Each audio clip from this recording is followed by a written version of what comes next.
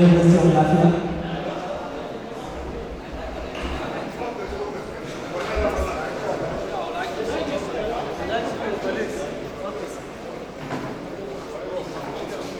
Please take the seat from thanks so that we can have senior professors.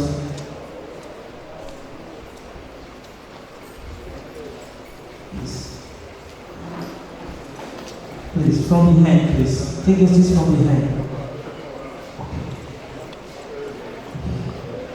Okay. Yeah, that's okay.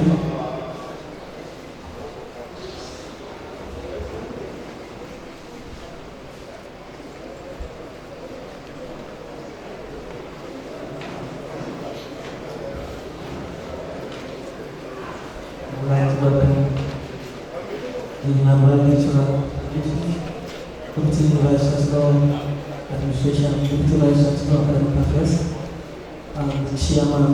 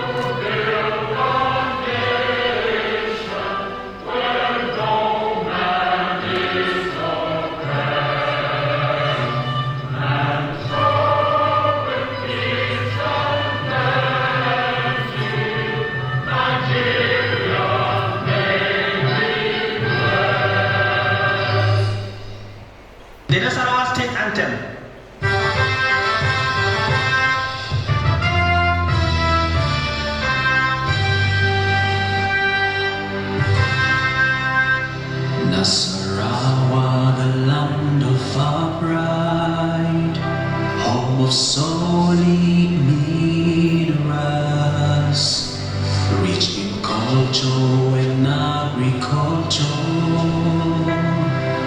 Though we differ in tongues, we are undivided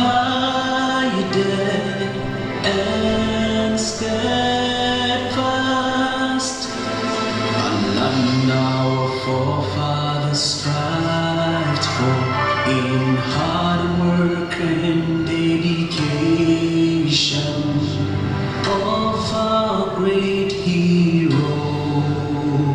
A legacy we shall cherish forever, a land of promise we thrive. Nasarawa, where our treasured heritage flows, we shall grow from strength to strength, till many generations to come.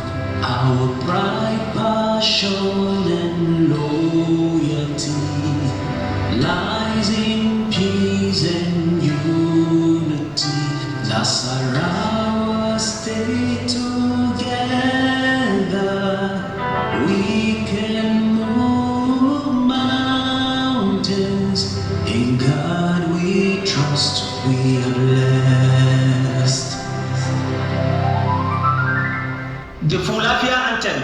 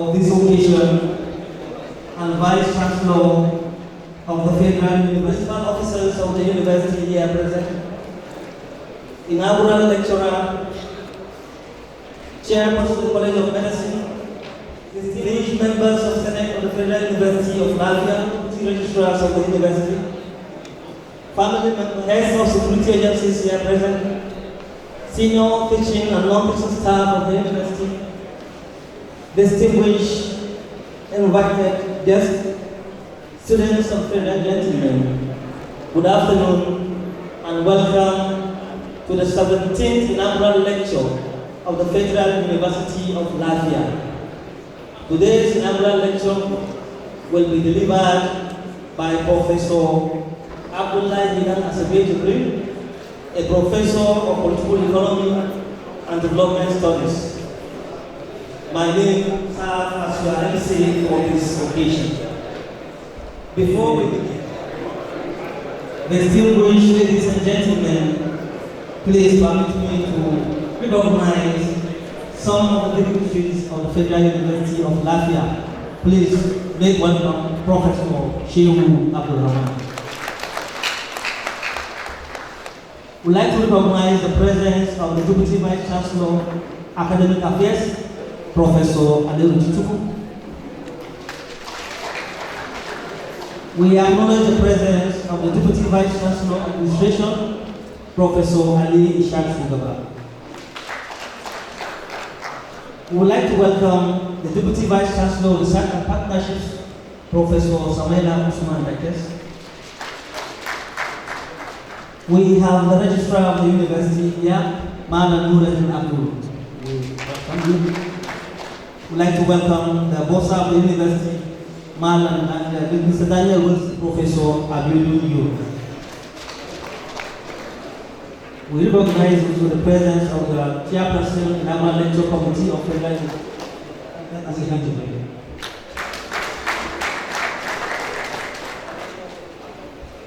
Mr. Chairman, distinguished ladies and gentlemen, I have the privilege to recognize of His Royal Highness Dr. Sheikh, who is here ably represented by Dr. Idris, Umar Idris, local meeting Tefti.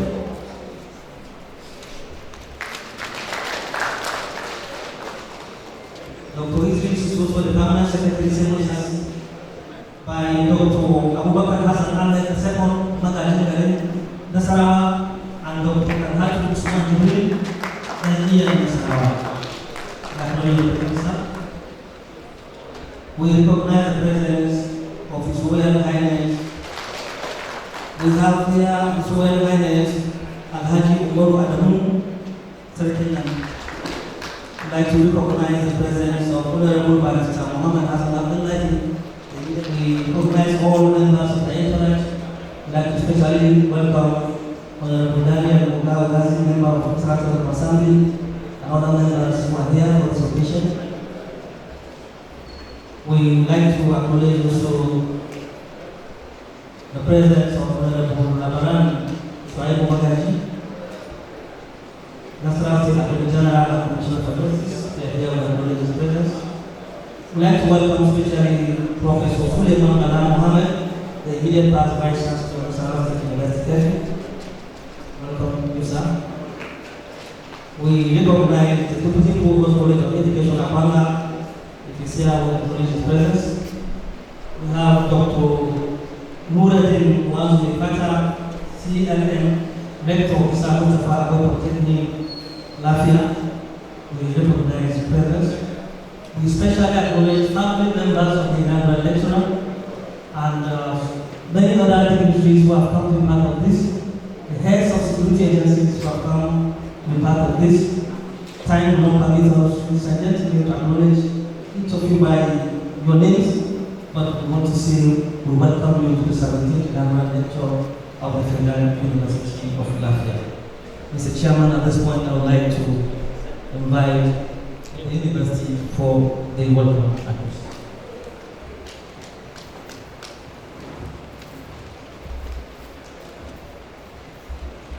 Spiritual and temporal. There are many of them here, I cannot call all of them. My colleagues, senators, ladies and gentlemen, students, and especially the family members. Let me not forget the heads of security, in the state, for always finding time to join us.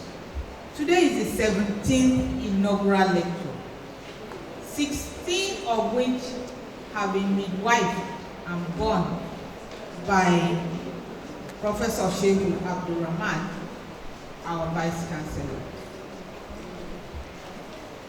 Professor Moses Ikyo gave us insight into this insecurity in the state. This is all from social sciences. He's a fourth to present from the social sciences, and the first was Moses, who talked about insecurity. Professor Ugal told us about fertility and its side effects, ups and downs. And I cannot forgive him for blaming women for being the reason for overpopulation. I'm here to take that up. Professor Adolfu went into Naira matter and told us that if we have financial deepening, there will be sustainable development in Nigeria. Above all of these, the fourth is talking about the real issue in Nigeria. As you can see from the topic, it is about power struggles. Whether we are talking of women and they are getting pregnant too early, it is about power struggle, the power between men and women. Whether we are talking about insecurity, it is also about power. Money and making money is also about power. So today, we are going to have a comprehensive understanding of Nigeria and the way forward. All of these inaugural lectures that I have mentioned are outside, and if you want to link all of them together, please get a copy each and be educated. You're all welcome, and I wish you happy, intensive, and fruitful listening. Thank you. Professor Josephine, what do you Dear fathers here present, our brother, the former Minister of Environment, and other brothers of Nasarawa State's House of Assembly here present, former Vice Chancellor of Nasarawa State University, Kefi, Professor Suleiman,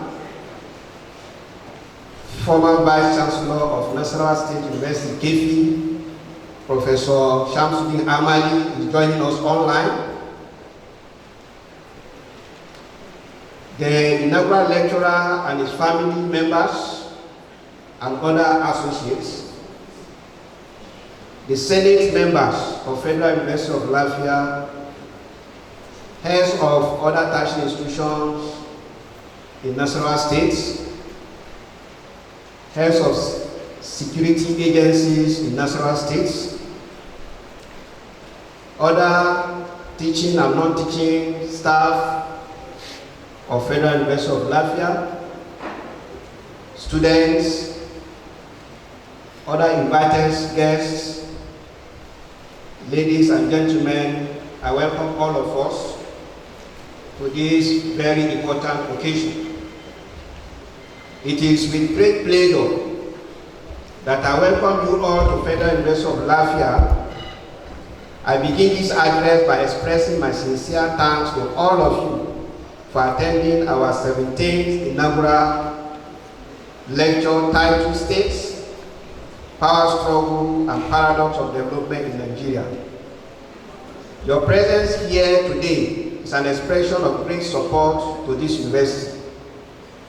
An inaugural lecture is an auspicious occasion for the university to acknowledge the appointment or promotion of a new full professor and introduce him or her to the entire academic community and to provide opportunity for engagement with the general public. It is also an opportunity for the newly appointed or promoted professor to introduce his or her works to students and academic colleagues in the university community. Lectures from our professors focus on past, present, and at times future contribution to their field of specialization, as well as personal reflection and memories. Today, we are set to listen to the first ever professorial inaugural lecture from the Department of Political Science to be delivered by the Dean of the Faculty of Social Science, Professor A.D. Jibrin, who has received full professorship. The occasion is an opportunity for him to showcase his talent, knowledge, passion, intelligence, strength of personality and conviction, especially in the field of political economy and development studies. Professor Jibrin is a very hardworking academic with strong driving spirit for excellence. I am aware and indeed witness his excellent performance in his capacity as the current Dean, Faculty of Social Sciences of this university. I congratulate him, the Department of Political Science, and the Faculty of Social Sciences on this great achievement. On behalf of the university management, I express our deep appreciation to the university inaugural lecture committee, which has Professor Ode as chairperson, for the progress we are making in our inaugural lecture series. Let me also thank Professor Jibrin's family for the support given to him during his academic journey and during the preparation for this inaugural lecture. I welcome all of you and best regards. Thank you very much. University is a place where new knowledge is. Was born in Laminga, Nasarawa local government area, where he had his primary and Quranic education. At the end of his primary education, he proceeded to Government Teachers College, Forum, where he graduated in 1984 and certificated as a grade 2 teacher. He taught from 1984 to 1988 and moved to the School of Preliminary Studies, Kefi, where he obtained the IJMB certificate, and thereafter secured admission into the prestigious Ahmadu Bello University Zaria, where he earned a Bachelor of Science degree in Political Science. He attended the Universities of Jos and Abuja and obtained a Master of Science and a PhD in Political Economy and Development Studies, respectively. Professor Jibrin cut his teeth as an academic from a humble beginning as an assistant lecturer at the School of Preliminary Studies, Kefi. He then taught at Nasarawa State University, Kefi, had a stint at the Federal University, Birnin Kebbi, before arriving at the Federal University of Lafia, where he became a full professor. At a point in his career, Professor Jibrin was conscripted from the classroom to becoming a university administrator, where he rose steadily to the rank of a deputy registrar. And then he was released from conscription and returned to the classroom.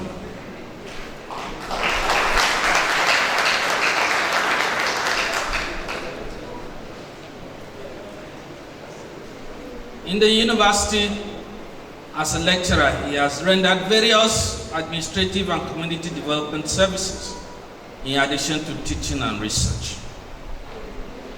In terms of academic output, he has attended several local and international conferences, has published widely in reputable national and international journals in diverse areas of politics, including state and economy.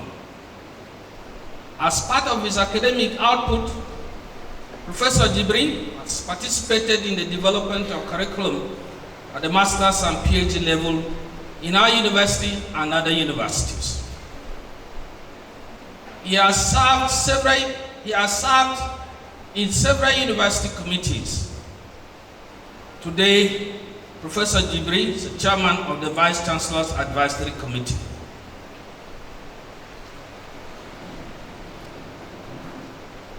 Professor Jibrin is a member of the Committee of Deans and Directors, Academic Planning and Curriculum Committee, a member of the Board of Postgraduate Studies in our university, and in several others. He has held several positions of responsibilities, among which include Examination Officer for the Department of Political Science 2015 to 2017, Acting Head, Department of Political Science in our university 2017 to 2018,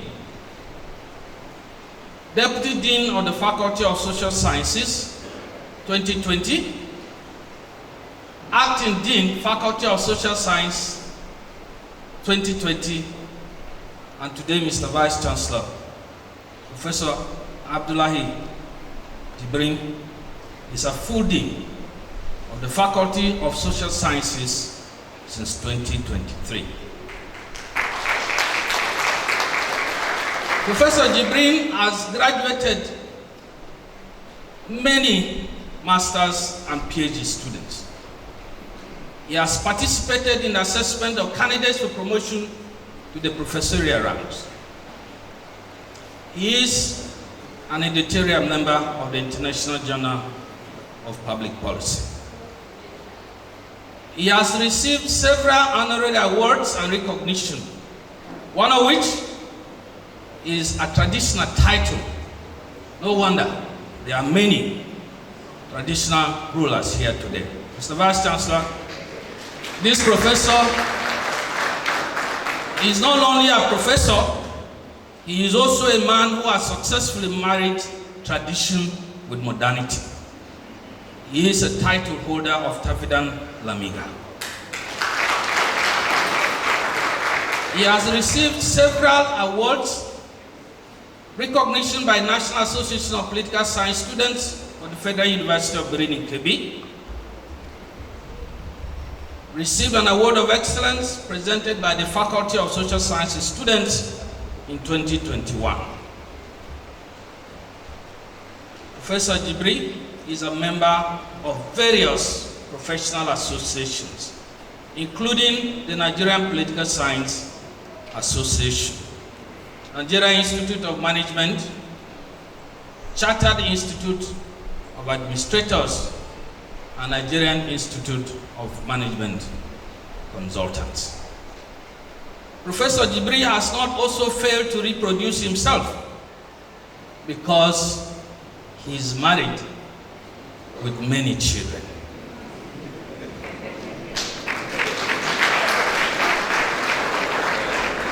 Mr. Vice Chancellor, it's my honor and privilege to present to you the 17th inaugural lecturer, the Dean of the Faculty of Social Sciences, a professor of Political Economy and Development Studies, Professor Abdullahi Dan Asabe Jibrin.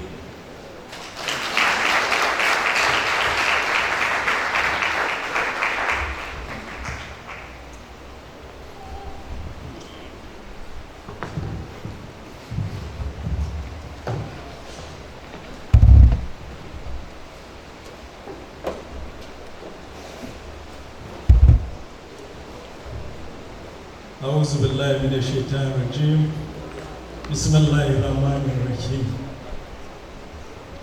The Vice Chancellor,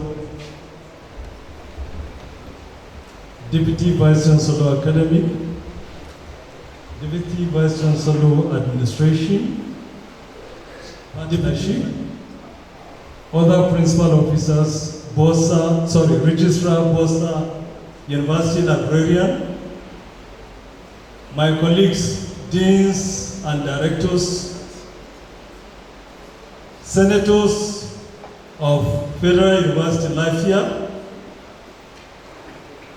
visiting Vice Chancellors, Provosts and Rectors, Emirs and Chiefs. Vice Chancellor, sir.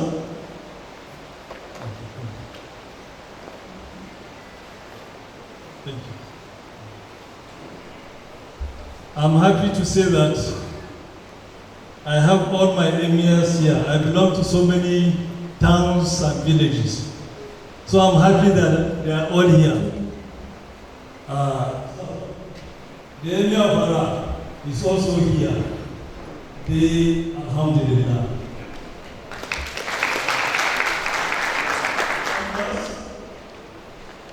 Family members, friends, and well-wishers, the former minister, with the immediate past Minister of Environment, made a promise and is here. Thank you very much.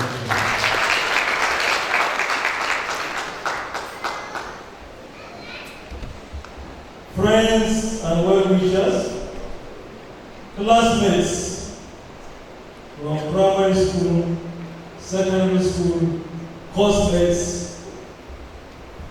universities, from ABU to UniJOS to University of Abuja, Kefi, to Nasarawa State University, Kefi, past and present. Ladies and gentlemen of the press, distinguished 24.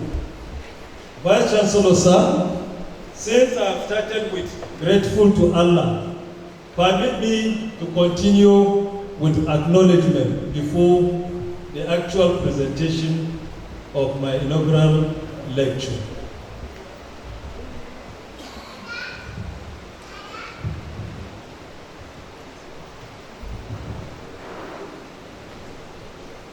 Allah for His abundant blessings, without which this lecture would have been impossible. I owe debts of gratitude to many people who played various roles in getting me to where I am today and supporting me while I try to remain upright. The sheer numbers mean it is impracticable to name them all, but I owe a particular debt of gratitude to the following people. My immediate family, particularly my late father, Malam Jibrin Muhammad, and my mother, Hajia Hawa Jibrin, laid all the foundation. My father's last wish was an admonition to take education serious and as lifetime duty.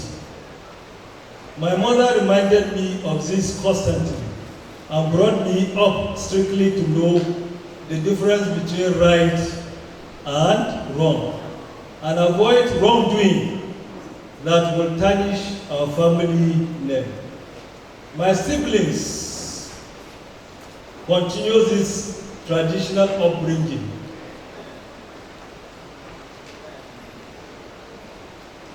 That define my worldview. I remain entirely grateful to them.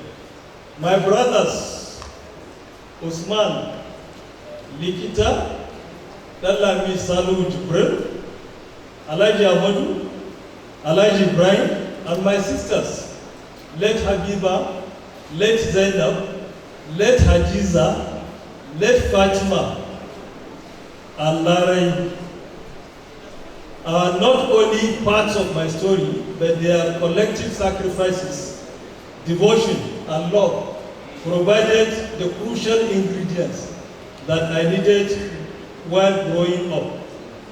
My lovely spouse, Hajia Kaltume, and my lovely children, Hawa, Bilkisu, Jibril, Sagir, Abdullahi Jinio, and Zainab, were equally self-sacrificial and unconditionally devoted. I am grateful to them all. Vice Chancellor, sir, I am a product of mentoring school. So I went through crucibles in the hands of my mentors. I am deeply indebted to them for their nurturance and guidance. I sincerely believe that Allah in His infinite mercies used them to nurture me to where I am. In this sense, therefore, I appreciate the 10th Emir of Nasarawa, late Alhaji Ibrahim Ramalan Abubakar, God rest his soul, who mentored me in administration. I also want to mention late Alhaji Abubakar Kana, another mentor in administration, who single-handedly conscripted me from classroom to administration and trained me in administrative skills and knowledge. May his soul rest in perfect peace. I am deeply grateful to Professor Shamsuddin O. Amadi and his wife, Professor Ebeli Amadi, for their mentorship.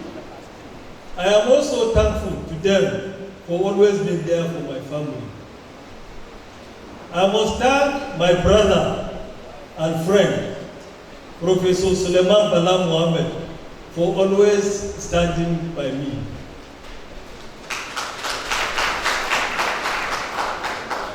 I would also not fail to acknowledge with gratitude Professor Mohammed Sunusi Liman, who made it a point of duty to drag me to Federal University of Lafayette, even when my Vice Chancellor was very reluctant to release me. He was consistent on making sure that I joined him here.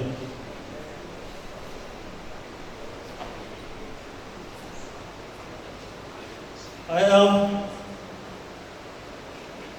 immeasurably grateful to Professor Shehu Abdurrahman, the current Vice Chancellor of Federal University Lafayette, for his support and guidance.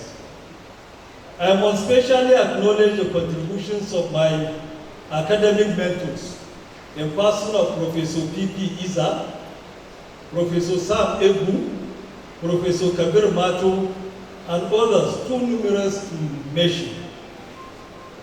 I am forever thankful to God for a few friends who have supported me in and out of academic cycles. The cycle of friends, brothers and sisters, particularly Alhaji Babangida Usman, Ma Ramalan Ibrahim, Muhammad Jibrin, Ma Rajab. I'm grateful to them and their families for their love and care. My nephews and nieces, Zakari Hassan Jibril, Kasimu, Abubakar, Musa, Umar, Mahmoud, Tani, Asabe, Fatima, Hadiza, and the rest remain indelible. I cannot conclude this acknowledgement without my profound appreciation to the colleagues in the Faculty of Social Sciences, the persons of Professor Musa Yusha Udalhatu, Professor George A. Genyi, Professor David B. Uga, Professor Elomina Adofu, Professor Linda Ondun, Dr. Esther Banden, Dr. Edward I. Anzapu, Dr. Walter Oboke, Dr. Charity Taiku, Dr. Mohammed Kabir, Dr. Thomas A. Alemu, Dr. Hassan I. Imam, Dr. Sunday Adaka, Dr. Innocent Akwanya, Dr. Usman Ibrahim, Dr. Abdurazak B. Baba Abdul Karim, Dr. Christopher Iraye, Dr. David G. Ishu, and especially in the Department of Political Science, in persons of Dr. Chukuma Opoli, Dr. Stephen Azon, Dr. Fidelis Ochim, Dr. Musa Oga Ali, Dr. Abubakar Hassan, Dr. Sunday Orinya, Dr. Anthony Ugu, Mr. Simon Uchenna, Esther Katambe, Mr. Okori Ikem, Halidu Shehu, Hassan Ozenya, Ahmed Ibrahim, Enoch Shehu, Dr. Success, and Dr. Odi. To you all, I remain indebted. Mr. Vice Chancellor, sir, the Faculty of Social Sciences is not only a team, we are a family.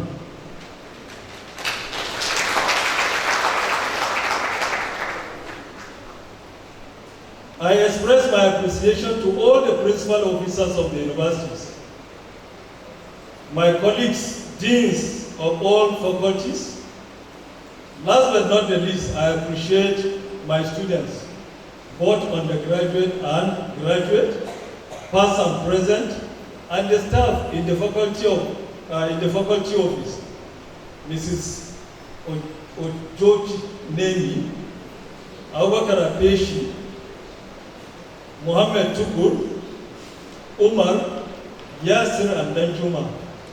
I must also, on a serious note, acknowledge and appreciate the inaugural lecture committee. Sir, Professor Ode is not only the chairman of inaugural lecture committee, she is what I call technical advisor of the inaugural lecture of National Affairs. I appreciate you.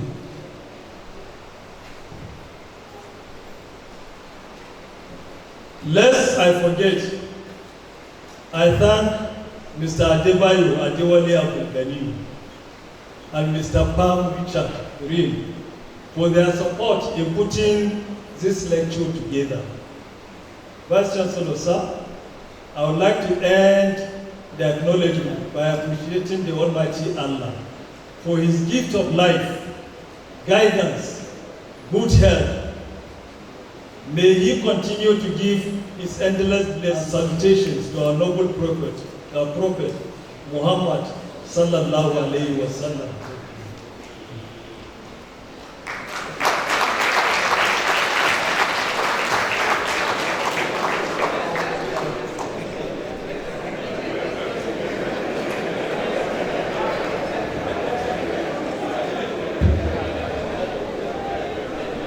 So you see why I say she is a technical.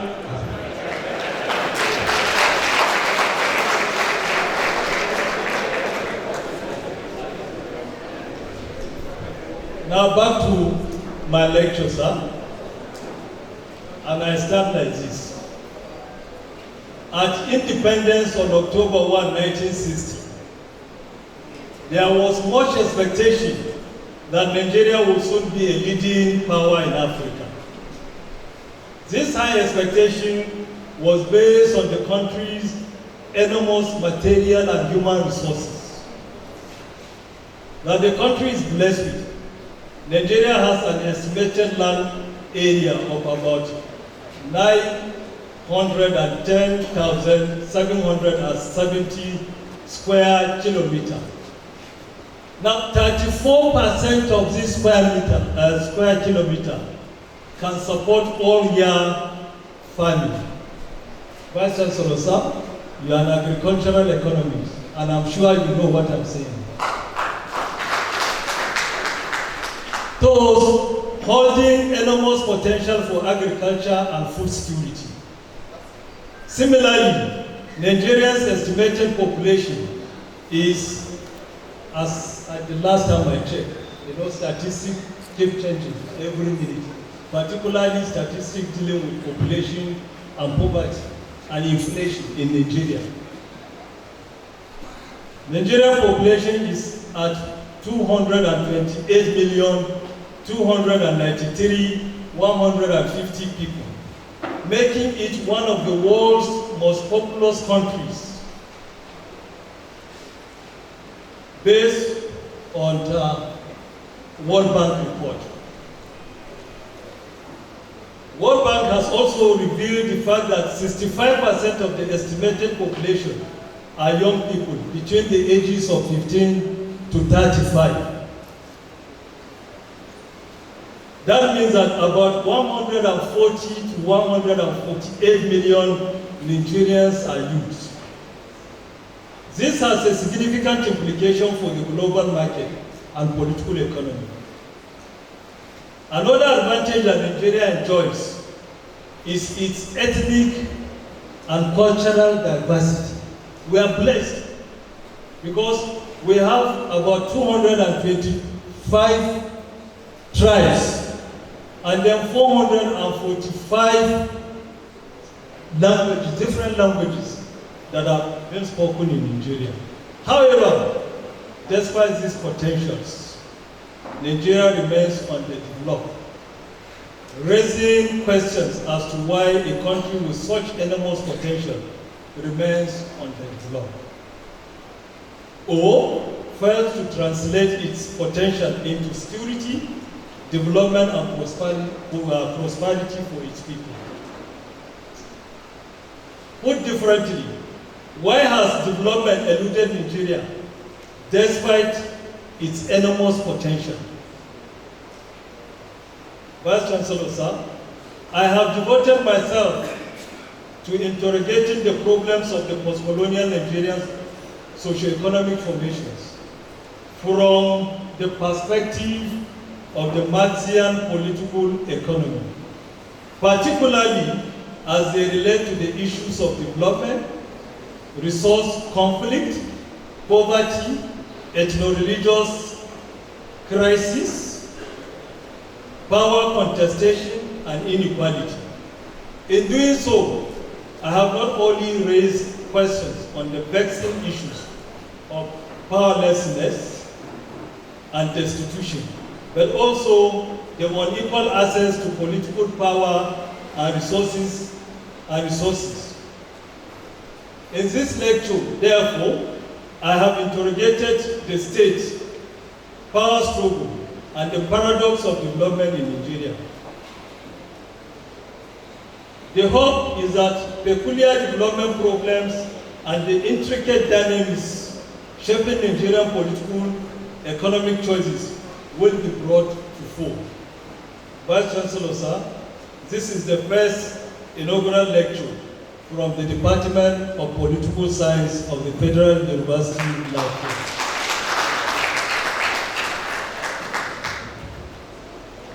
The tradition of inaugural lecture is not as old as the tradition of inaugural lecture is as old as the university system. Its hosting is seen as reflecting and keeping with the best academic character of a university. This is so because inaugural lectures are not ordinarily identified with the university. They are seen as genre of lectures of those who one can say have arrived as far as academic career is concerned, because they are the preserve of professors.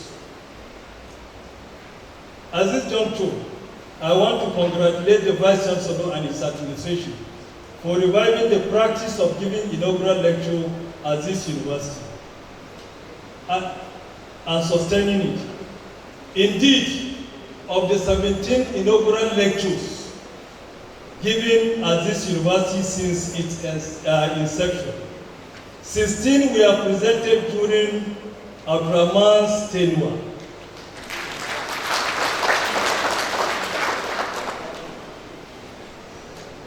May I therefore use this occasion to urge all of us to justify the administration's effort in this direction by attending these seminar lectures, even if the subject is complex and the language technical, with some lecturers seemingly speaking in tongues.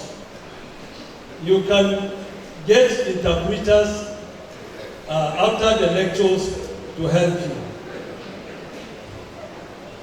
Mr. Vice Chancellor, sir, ladies and gentlemen, political science, my discipline, is a discipline of the masses.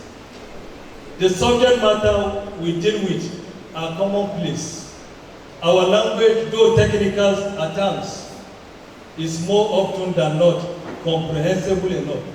So we have no problem and need no interpreters today.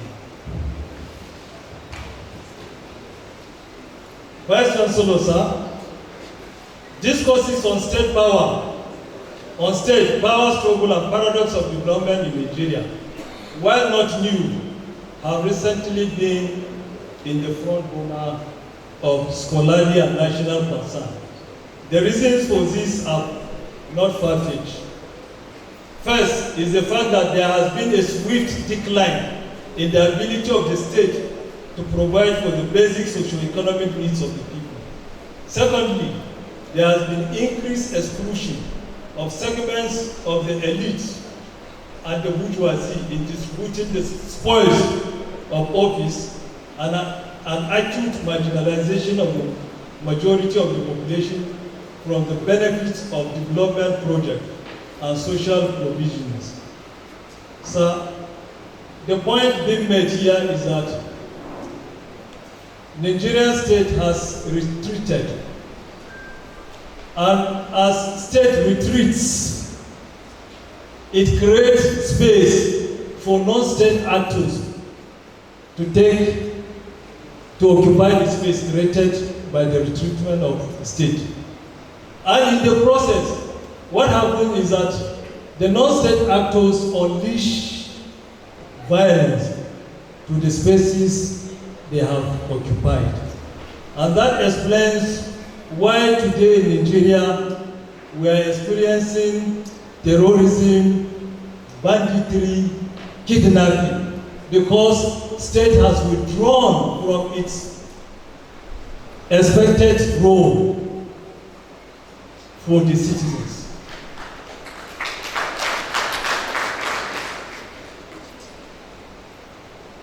Taking together the import of this development confirms that the struggle over power in Nigeria is not yet a settled matter. Despite a civil war that owed its origin primarily to this contestation.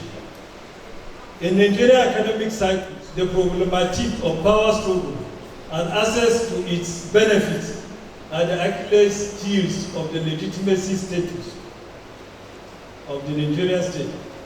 The perverseness of the struggle and its acute dimension in the current dispensation explains its preeminence in foreign discourses on the Nigerian state. Vice Chancellor, ladies and gentlemen, before we discuss the dilemma of state, power struggle, and the paradox of development in Nigeria, it is important we understand what we mean by state. Ordinarily, when you mention state to people, the basic idea of what comes to their mind is you are talking about national state, you are talking of KB state, Plateau state, and so on and so forth. Well, in this context, we are not talking about components or constituent units.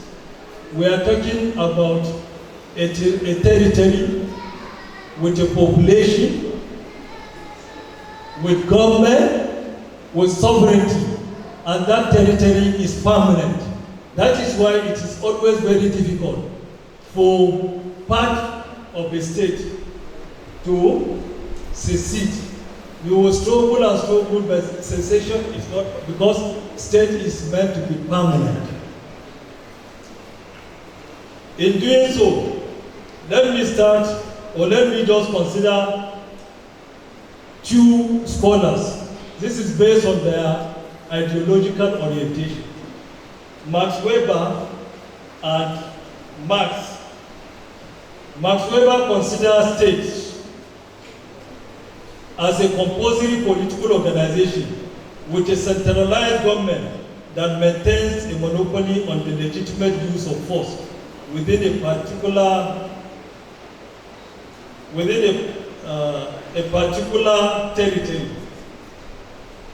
However, coming from a different background in terms of ideology, Marx, although state did not occupy Marx's analysis, scholars of Marx orientation after Marx decided to look at state like religion, like politics, like law, like legality, as things that are superstructure.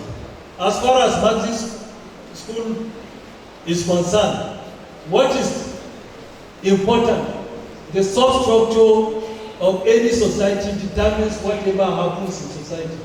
And for them, economy form what is called the superstructure. So any other thing apart from the economy is a substructure.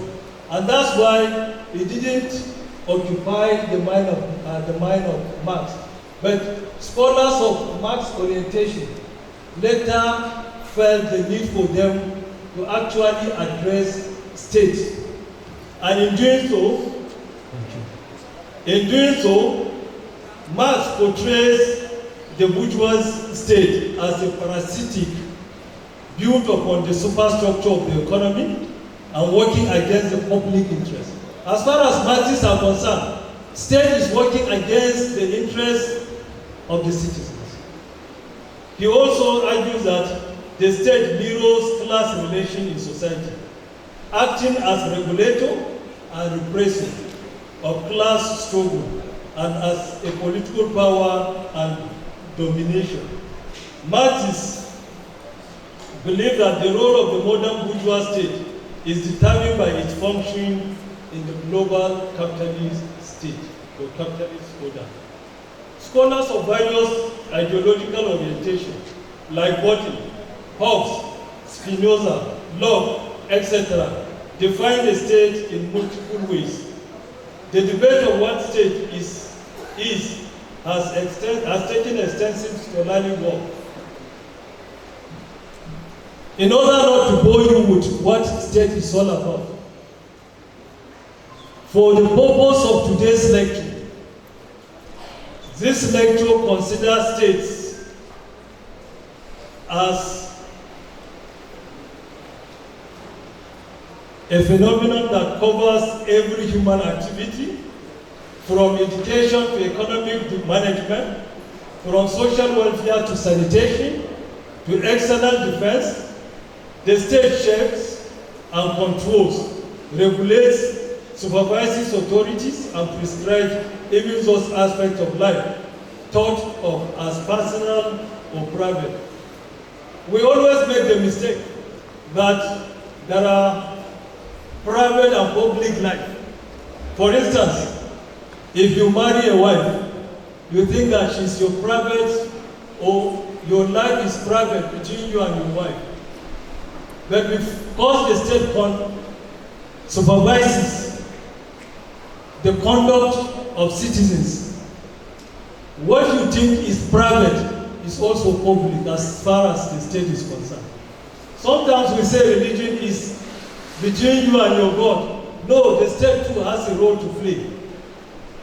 When in an event of observing your faith, you accidentally or decide to affect another person, you are inviting the state to intervene. So, either way, the state has a role in whatever you think is private.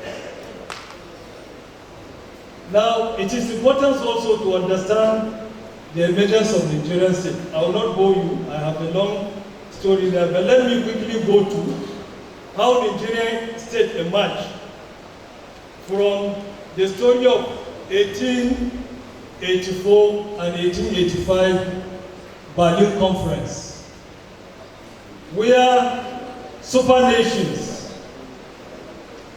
like Britain, like Germany, Netherlands, France, and the rest of them decided to scramble for sphere of influence in Africa. And so Nigeria happened to have come under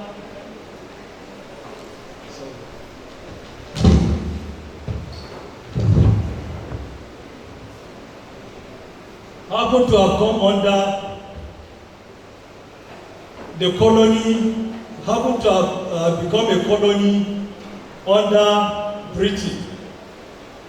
Britain colonized the societies known today as Nigeria after the annexation of the Bight of Lagos in 1861.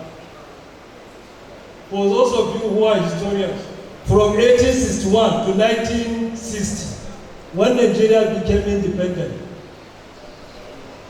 is exactly 99 years. So Nigeria was under colonial or British colony for a period of 99 years. Sometimes we approximate it to 100.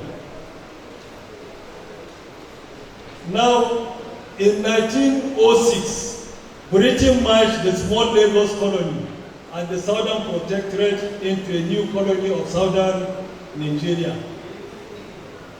But my main point is in 1914, when the Northern Protectorate was combined with the Southern Protectorate to form the Nigerian state. So Nigeria essentially came into existence as a state in 1914. So as a state, Nigeria became known in 1914. It was simply for selfish interest, economic interest. The historian will tell you that there was first industrial revolution, there was second industrial revolution. It was abolition of goods.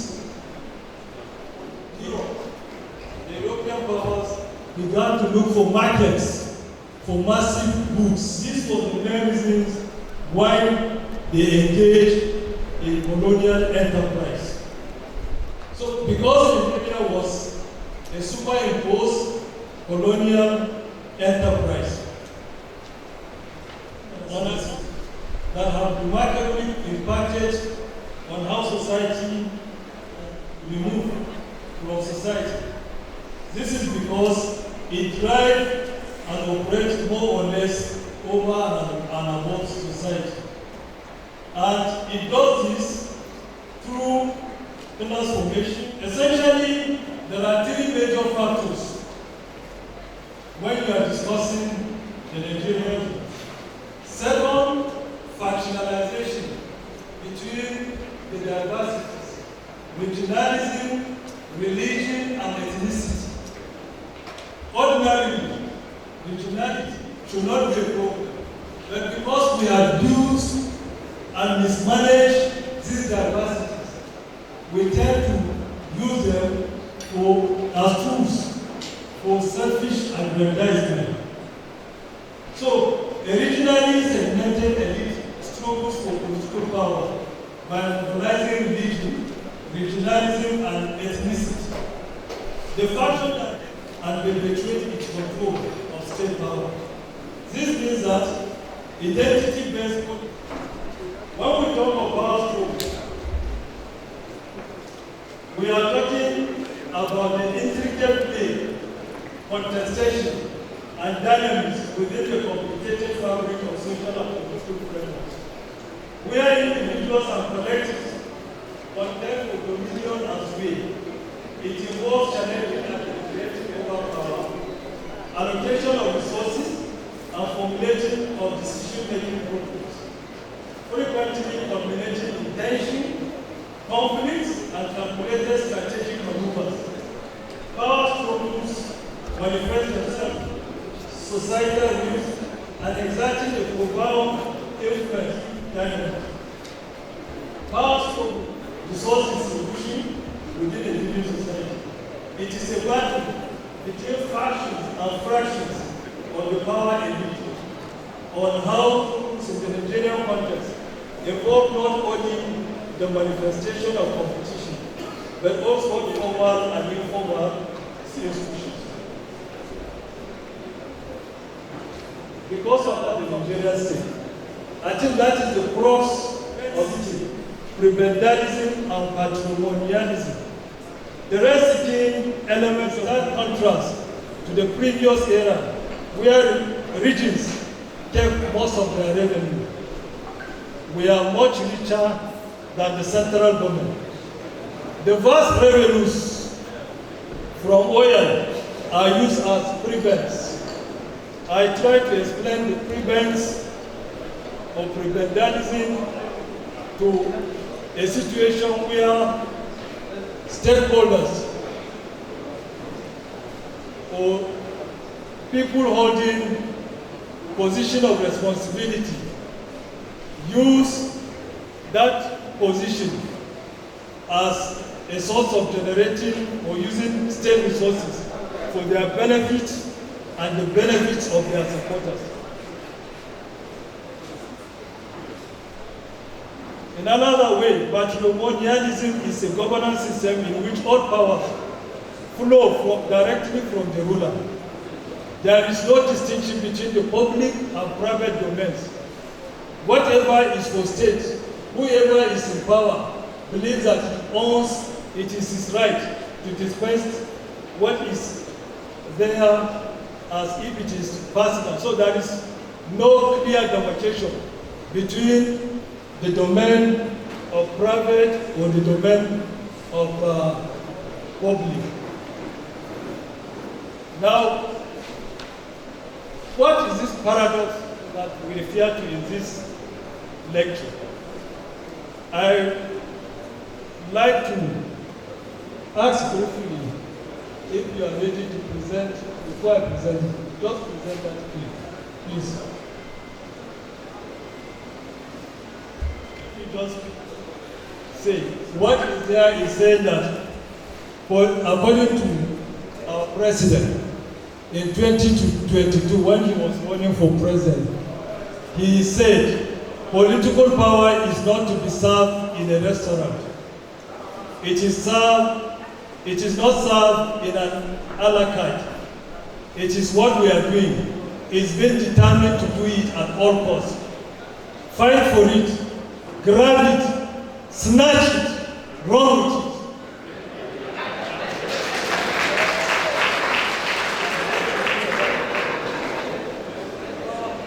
Now, for students of power, power is sought for service. So if you have a leader going for leadership position and is asking you to grab power by all means necessary, grab it, snatch it, run away with it, you begin to ask the question, what for? So, but that explains partly what power struggle means in the context of the Nigerian state. It is about struggle because it is it's a struggle not because of power itself, but because of the resources inherent in getting to powership position.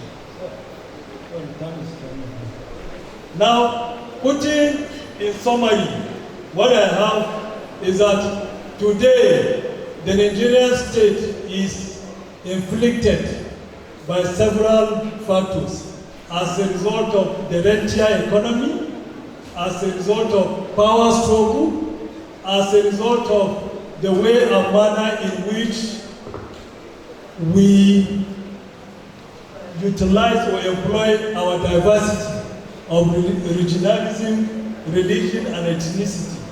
We are today, Nigeria is confronted by several economic problems, such as low productivity,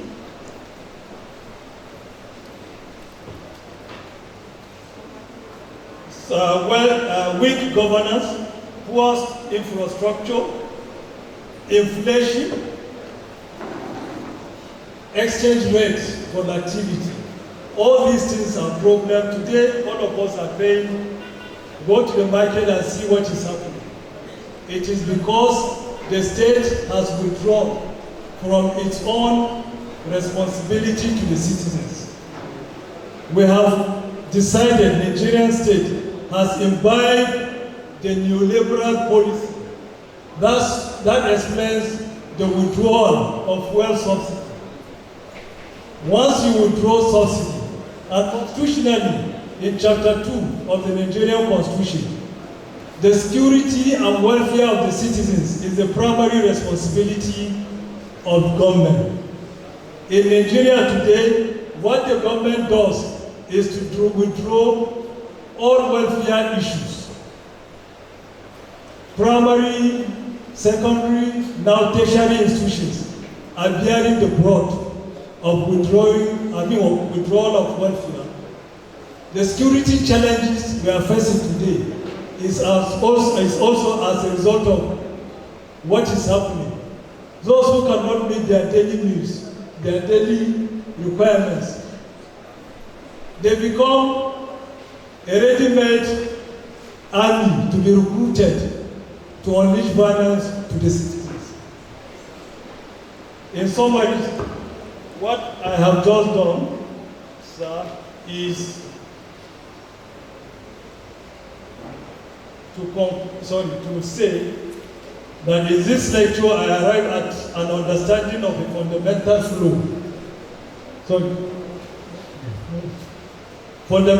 flow in the Nigerian political economy, which explains why a country with so much potential remains mired in poverty.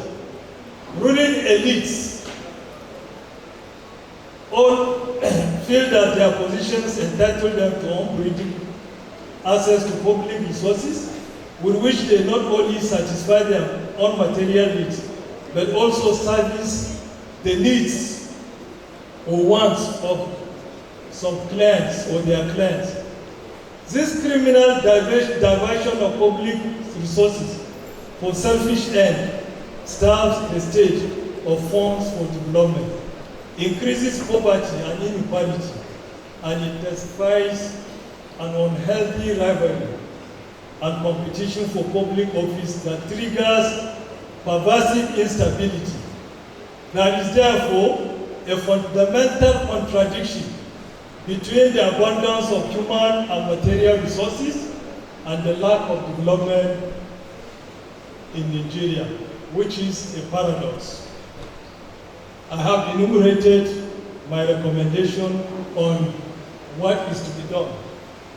I will not say much on that because of time. Let me go quickly to contribution to knowledge.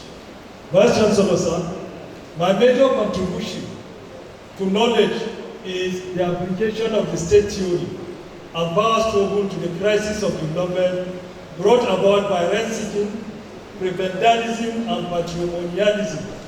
My interest in the crisis of development in Nigeria began in 2001 with failure of the state to address most of the ethno-religious crises that engulf the country.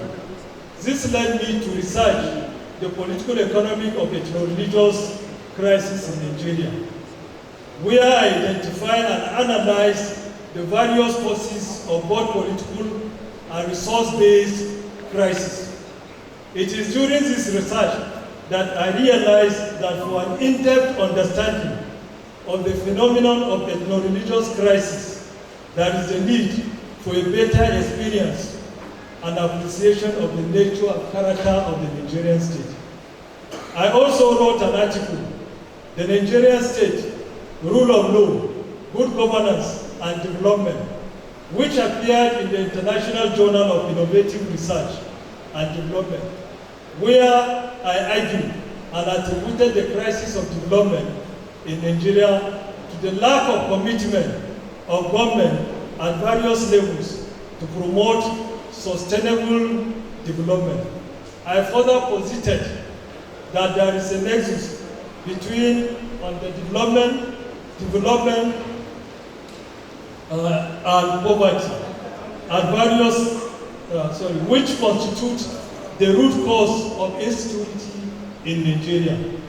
In 2022, I gave a lecture on demystifying the promise of new Nigeria to an organization named Confidence Building Initiative International at the Isa Mustafa Away Polytechnic on the 9th June 2022, where I identified widespread political violence as a failure of the governance process in the Nigerian state.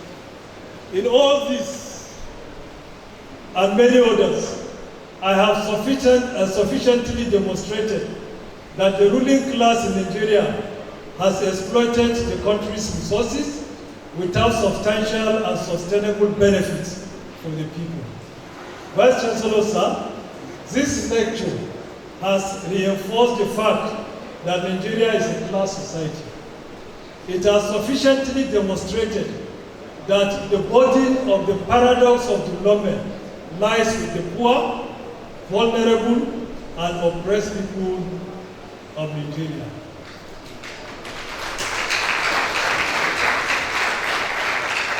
My area of current and future research. For decades, I have romanticized issues of state governance, particularly those related to ethno-religious crisis, developmental problems, state failure, etc. I am also dealing with issues of poverty, unemployment, inequality, good governance, security, and democracy. I intend to go beyond this to examine technology and development, environmental impact on power, rentier state and neoliberal policies, state and oil economy. Vice Chancellor, ladies and gentlemen, this is my lecture. Thank you.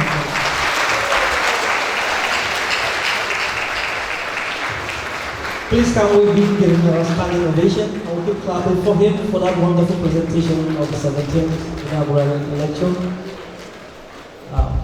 You can take your seat, please. May I at this point invite the chairman of the occasion and the Vice Chancellor, Federal University of Nigeria, Professor Shiru Abdullahi, to present a gift to the inaugural lecturer. Prof, please. Professor Lassie, please can you please.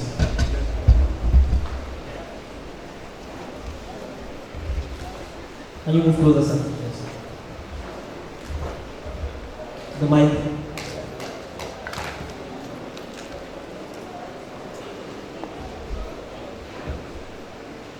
Federal University of Latvia, inaugural lecture series number 17,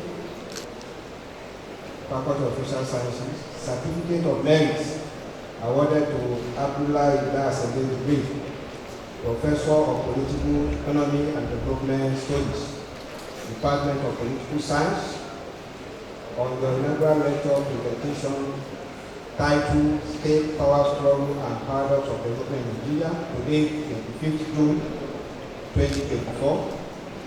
We congratulate you on this great achievement of yours today.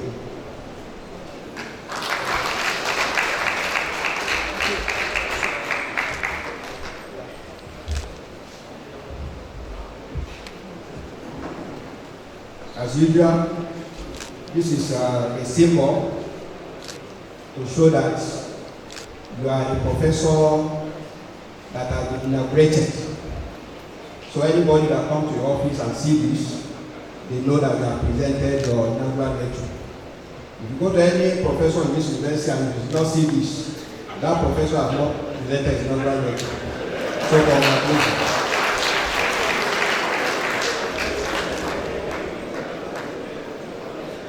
Thank you very much. This is also a gift from the committee. I don't know what is inside. So please, don't follow him. Let him go privately and open it himself.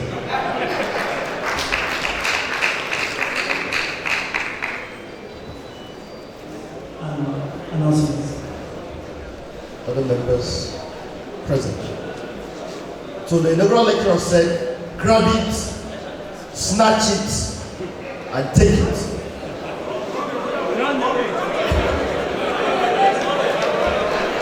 And he also said, it is a discipline of the masses. So for the politicians that are here, they are looking for solution for the country. The solution is here. And the solution is with the inaugural lecture. Thank you so much for that presentation.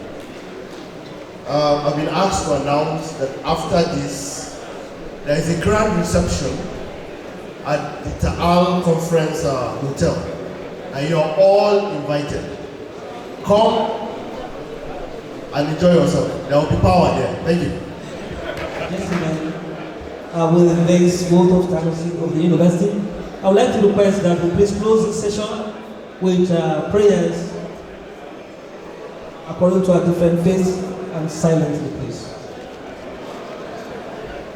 Amen. Thank you very much for coming to be part of this. Congratulations, Inaugural lecturer. We appreciate your presence at this 17th inaugural lecture on the Federal University of Lafia. We look forward to seeing you again subsequent editions of the lectures.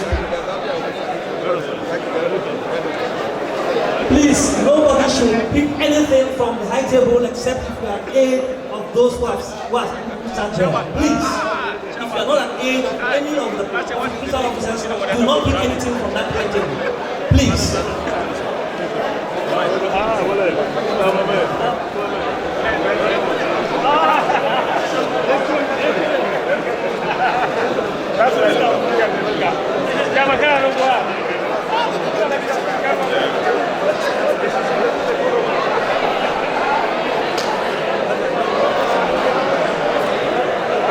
Thank you.